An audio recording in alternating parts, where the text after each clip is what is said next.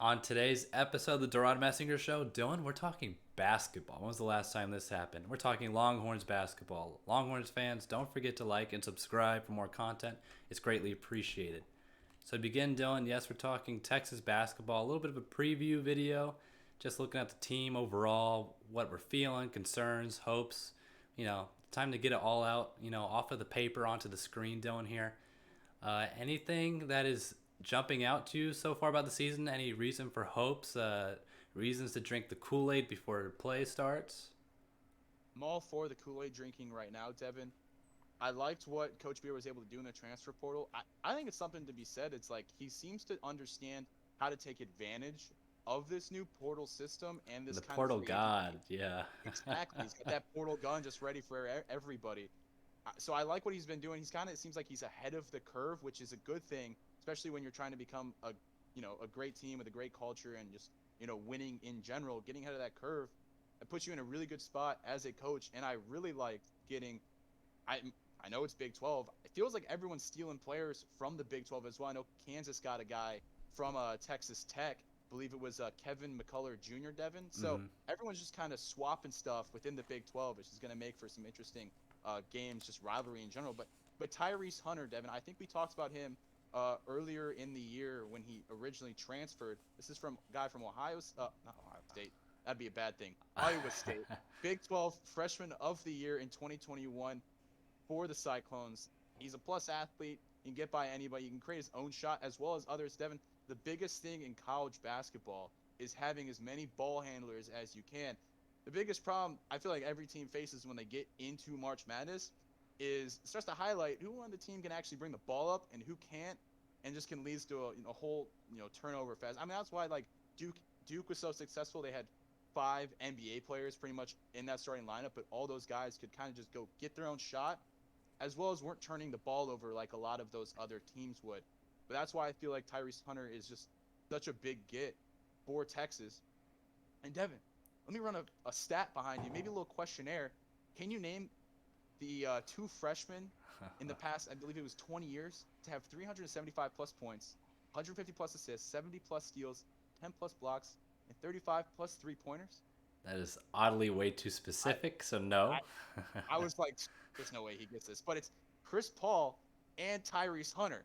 So that's kind of what you're getting from Okay. Tyrese Hunter, as well as he's a around 40% 3-point shooter, which adds that much needed shooting ability for Texas, Devin. So that's something Hunter? that I really like going into this year. Oh yeah. Tyrese 40%? I don't know about that. I'm gonna I have to. I'm gonna I'm have to. at 39%. I I'm, might have boosted it a little I bit, was but gonna it was say like I'm gonna have to yeah. stat check you there. I'll put on the I glasses did in the a little second. squiggly thing in front of the 40%, so it's just like around 40%. Okay, okay. Just I'm throw it in the title. maybe Tyrese Hunter. 40% from 2 point. I'm gonna get to that. I'm gonna get I'm to that. predicting a 40% shooting season from Tyrese Hunter coming Shoot, up. shooting. 3-point shooting. Okay, okay. There we go. There we go. That would be bad. No, we're that'd, not doing. that'd be a hot take. I'm still gonna have Yeah. to stat check you there in a sec. But as Dylan said, Chris Beard seems like he's the transfer portal god. I mean, Dylan, this man, before he goes to bed, he doesn't send you up text, to anyone other than transfer portal additions, potential additions, I should say. No tampering going on with Beard, but I mean, Beard, yeah, he just knows how to work the portal. I listed some guys that we should keep an eye on for the season. One is Hunter, but I'll start with Dylan. We love name recognition. We love the Yeah. NIL. Yep. Yeah, you probably know what's coming up here.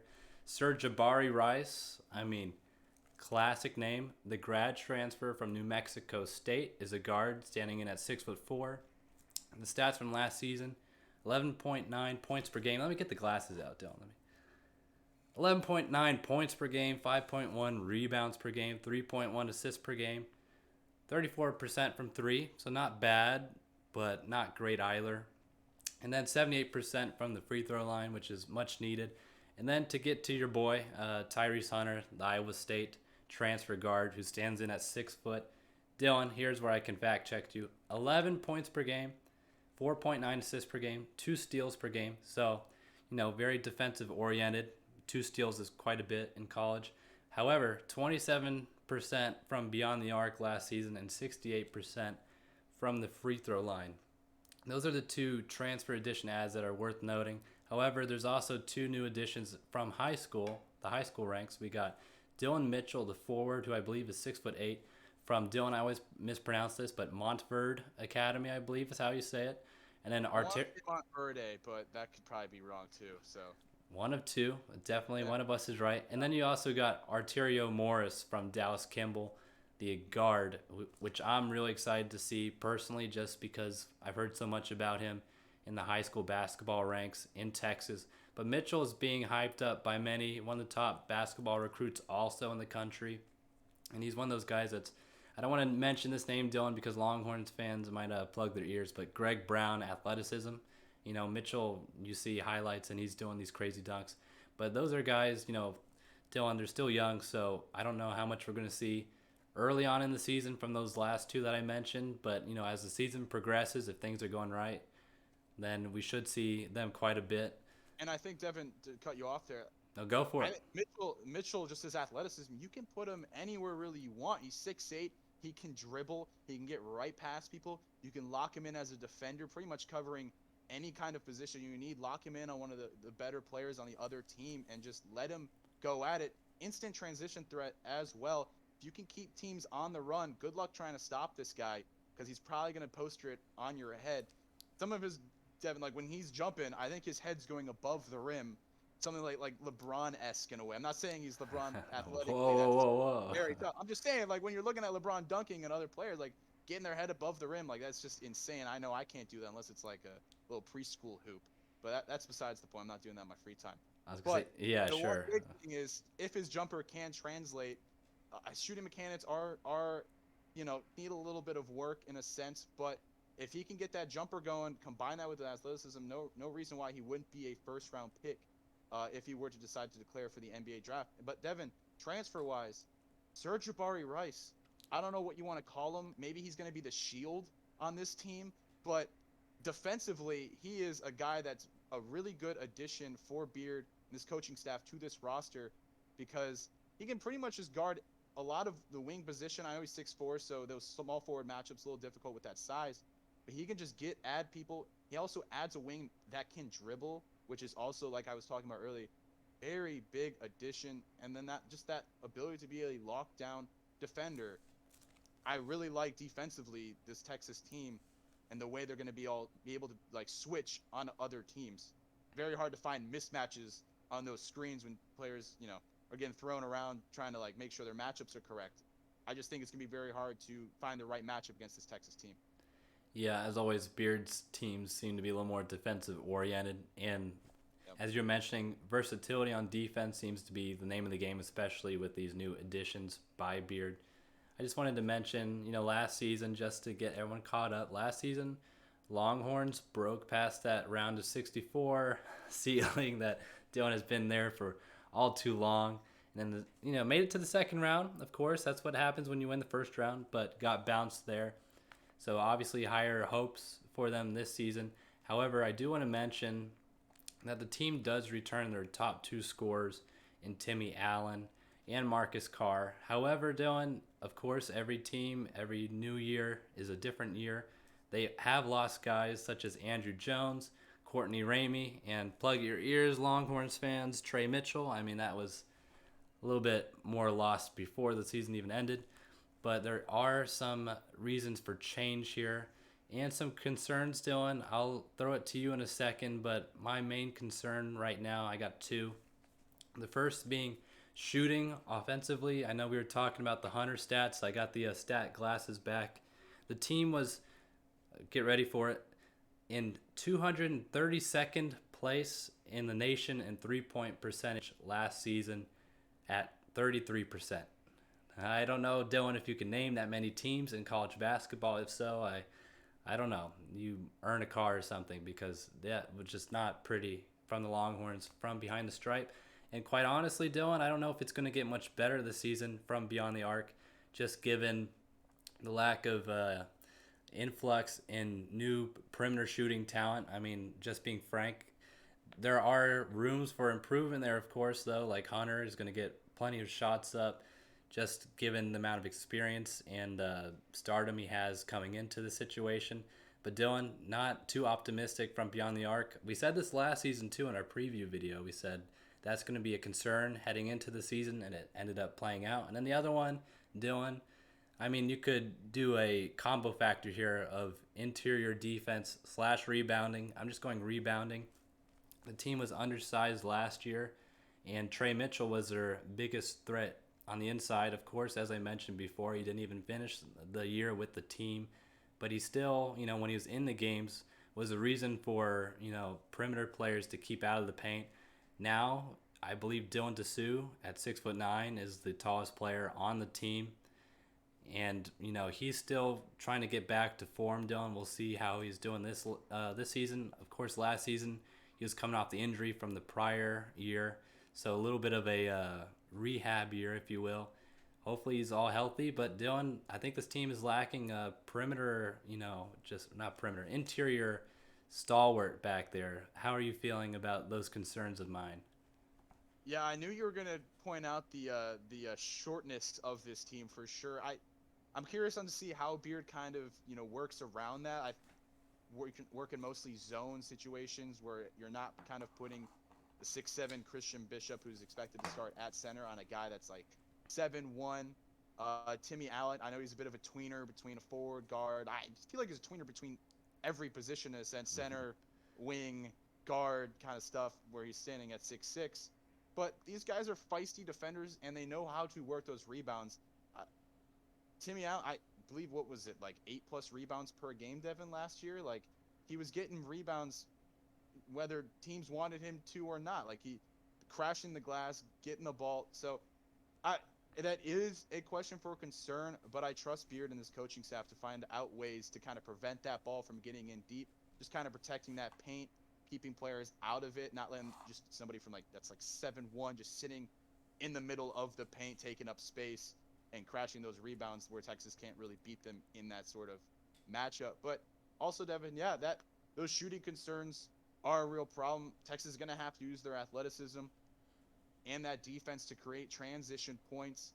If Texas is going to be successful, they're probably going to need to lead the league or not the league, but also just the Big 12 in general in those transition points, getting it to Mitchell, Marcus Carr, combo guard, guy that can also dribble. I know he had his shooting concerns, but he's somebody that can still really push that pace, as well as with Tyrese Hunter.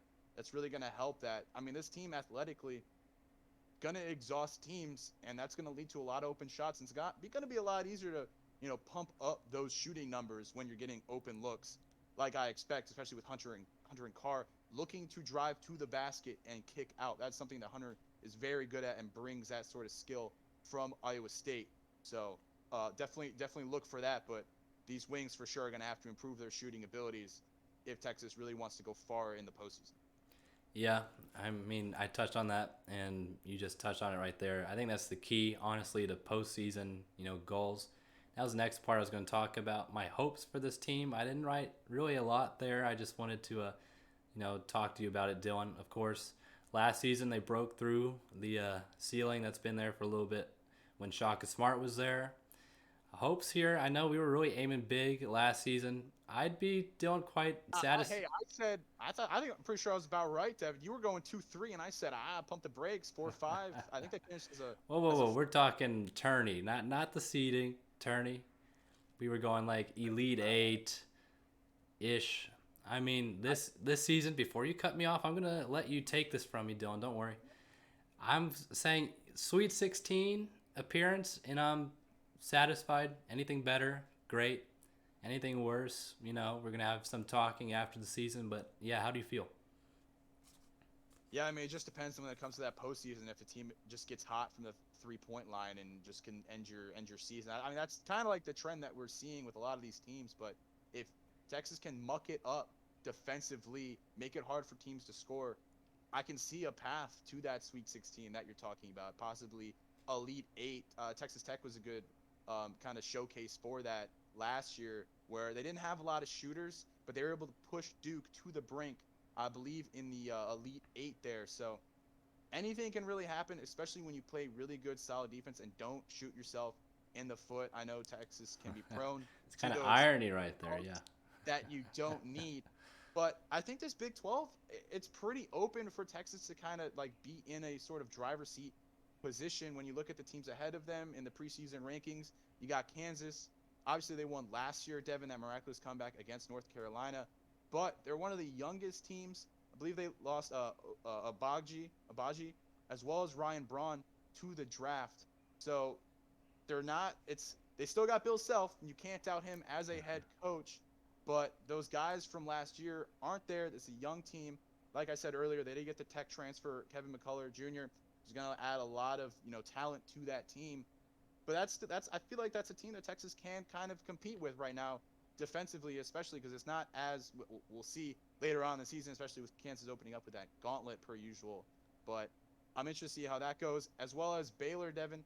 They return leading scorers Adam Flangler and their big boy Flo Thamba, but they did Yes. lose Jeremy Socon, who was a heartbeat of that team, especially defensively, and Kendall Brown. Like I said, Big 12's got a lot of good coaches right now, especially Scott Drew. He gets the best out of his players, but this aren't the same juggernauts that we're used to in the past. I feel like this is when Texas can kind of get hot at the right time and take advantage of that. But one of the major teams I would be concerned of, they're coming off kind of a hot streak. They took Arizona deep into overtime, I believe in the round of 32, Devon. That's TCU. They're returning all 5 starters. They're led by their leading scorer, Mike Miles Jr. And this is a team that to be concerned of. The Arizona team was very good. I know they lost to Houston in the next round, but that Houston team was very athletic, very good all around, especially defensively. So it made it tough for that Arizona team led by Benedict Mathurin. But it took Mathurin pulling some stuff out of his behind to beat TCU, Devon, to move on. So I know TCU slid in at number 14 in the AP poll, but look for them. That's definitely a competition for Texas. Yeah, and what a great preview, Dylan. We're just going to have you do Big 12 basketball all the time. But definitely an exciting year. Still, Dylan, I know Kansas is young, but they always have some, freshmen that's 7'2". So I'm still concerned about that interior man. It paid off for them last season against the Horns. But Dylan, it's a new year. You know what that means? You can smell the roses. Hope is in the air. But more importantly, how do you guys feel about this Longhorns basketball team? Let us know down below. Don't forget to like and subscribe. And as always, have a great rest of your day.